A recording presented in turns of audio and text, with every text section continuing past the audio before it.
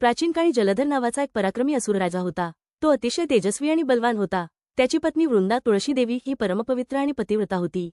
तिच्या पतिव्रतेच्या बलामुळे जलंधराला कोणीही युद्धात हरवू शकत नव्हते. देवतांनी बरेच प्रयत्न केले पण तो नेहमी विजयी होत होता. वृंदा रोज भगवान विष्णूची उपासना करत असे.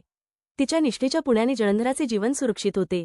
देवांचा पराभव होत असल्याने अखेर देवांनी भगवान विष्णूकडे मदत मागितली. भगवान विष्णूंनी दैवी रूप धारण करून जलंधरासारखा अवतार घेतला आणि वृंदेसमोर आले.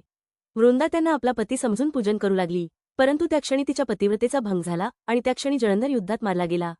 जेव्हा वृंदेला हे सत्य कळले ती विष्णूंवर रागावली.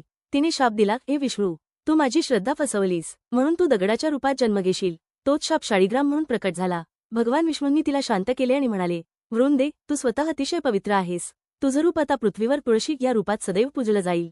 प्रत्येक वर्षी माझा तुझ्याशी विवाह होईल आणि तुझ्या विवाहाने सर्व शुभ कार्यांची सुरुवात होईल. त्या दिवसापासून कार्तिक शुद्ध एकादशी ते पौर्णिमा या काळात तुळशी विवाह साजरा केला जातो.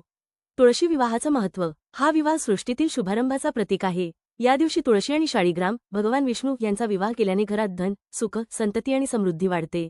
विवाहाची सुरुवात करण्यासाठी हा दिवस सर्वात शुभ मानला जातो. तुळशी मातेचं पूजन केल्याने पापांचा नाश होतो आणि घरात शांती, आरोग्य आणि प्रेम वाढतं. त्या दिवसापासून प्रत्येक भक्त तुळशी मातेचा विवाह मोठ्या भक्तिभावाने करतो. दिवे लावले जातात. तुळशी मातेची सनई चौघडा वाजवत मांडवात पूजा केली जाते. आणि विष्णू तुळशीचे दैवी मिलन पाहून सगळं वातावरण पवित्रतेने भरून जातं.